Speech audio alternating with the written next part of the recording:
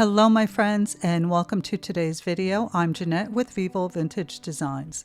In today's tutorial, we're going to use up all kinds of scrap paintings and paper, and we're going to use scissors and double-sided foam tape because we're going to create a dimensional painting.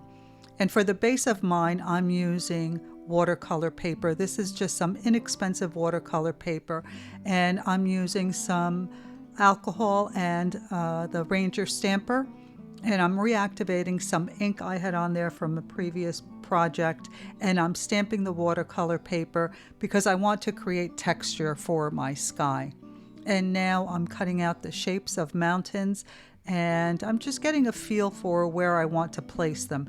And I made a mistake here, and I want to know if you see what my mistake is.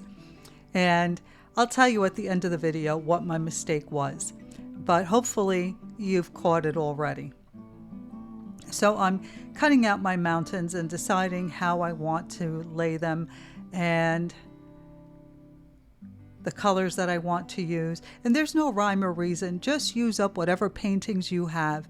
And of course you don't have to make mountains. You can make the beach, you can make trees, you can do anything you want. But creating these dimensional paintings with scrap paintings is a lot of fun, and they look fantastic in those shadow frames that you can purchase like at Michael's. I've done quite a few of these.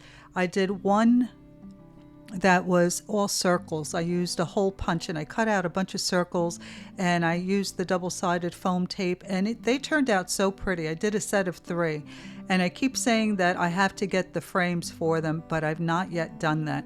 I really should, because they turned out so nice.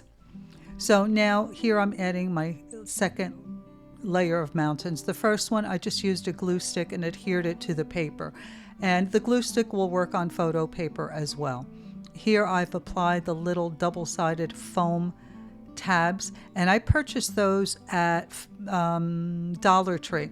One of my subscribers here on YouTube recommended them to me, and I wish I could remember your name to thank you again, because I wasn't able to find them for the longest time, but every time I did go, I looked, and one day I finally found, I think I found 1 pack, and they make life so much easier.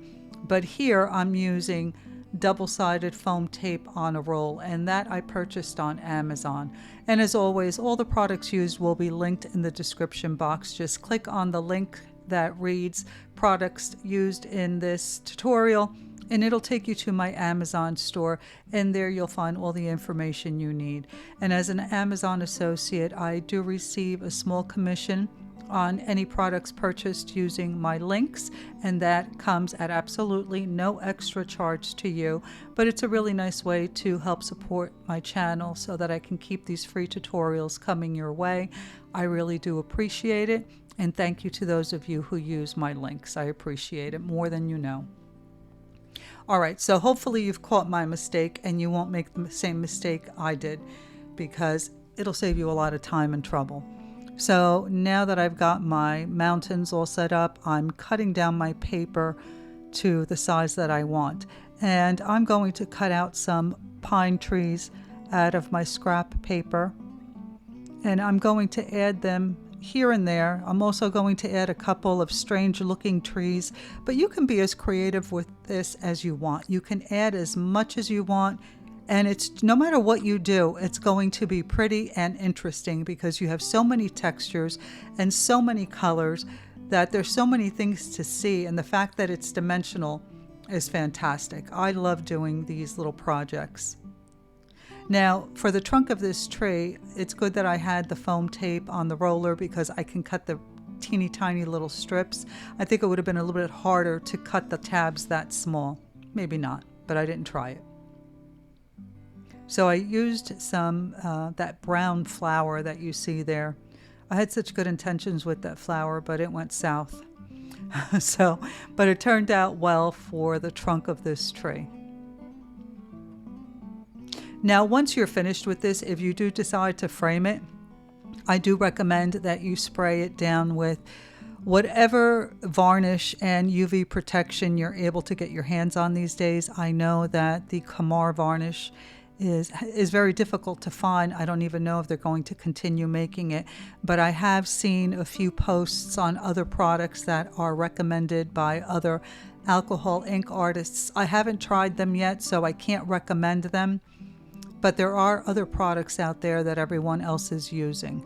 So I do recommend that you give this a good spray with your varnish and your UV protection before you frame it.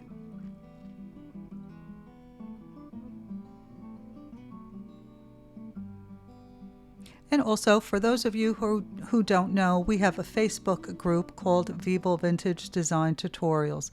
And in that group, you can post your versions of the paintings and techniques learned on this channel. We have a great group of members that are incredibly supportive and so sweet. And if you're ever stuck, if you have any questions, you need some advice, they are always happy to help, and everyone is very, very kind. And I'm very active in the group, so if you need some advice or have any questions, you can always reach me through the Facebook group as well. So I hope that you consider joining and that you share your work with me that you've learned on this channel. I'd love to see what you're up to.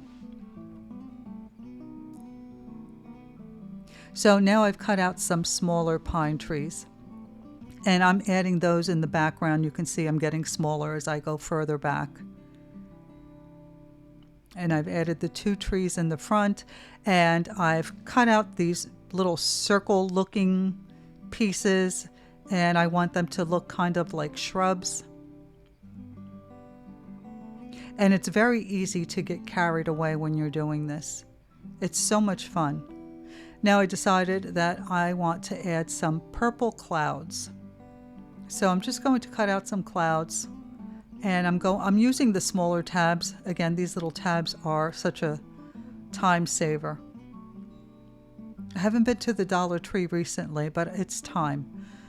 And you can see it just makes the sky pop. It makes it not so boring. So I do hope that you give this a try. And if you do, please do share it with me. I'd love to see what you come up with. Again, you don't have to do mountains and trees. You can do anything you want. You can do circles, you can do a beach scene, you can do butterflies. There's so many things that you can do. And it's such a great way to recycle those paintings that you're not doing anything with. They're just lying around.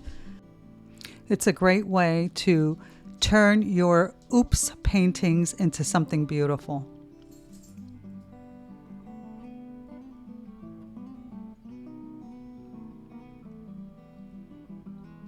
And make sure you stick around until the end, because I will show you another one of these dimensional paintings that I did a while ago, and it was much more simple, and it turned out so pretty. That's another one that I want to frame. I'll also post pictures of this finished painting. And as always, if you have any questions regarding anything you've seen me do here, or any questions at all, just leave it in the comments. I will always get back to you. All right, so since we're close to the end of this video, I'll tell you what my mistake was. When I was cutting out the mountains, I was cutting them out too short. Your tallest mountain should reach the bottom of your paper. Then the next layer should be a little bit shorter, but it should reach the bottom of the paper. And I didn't do that. So that was my mistake, and it really made things just a little bit more difficult, but I managed. Thank you so much for watching. I hope you enjoyed the video, and I will see you in the next one. Bye.